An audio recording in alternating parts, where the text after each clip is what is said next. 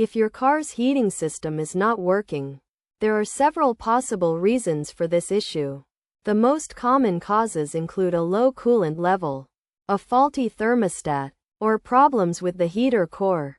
To address these issues, start by checking the coolant level, as the coolant plays a crucial role in heating the air that enters the cabin. If the level is low, topping it up may resolve the problem. However, if this does not work, the thermostat may be the culprit. The thermostat controls the temperature of the car and engine, and if it is defective, it can prevent the coolant from flowing into the heater core, resulting in cold air. Replacing the damaged thermostat with a new one may be necessary. In some cases, the heater core itself may be the problem, as it can become clogged with debris that passes through the radiator, causing cold air to be blown into the car.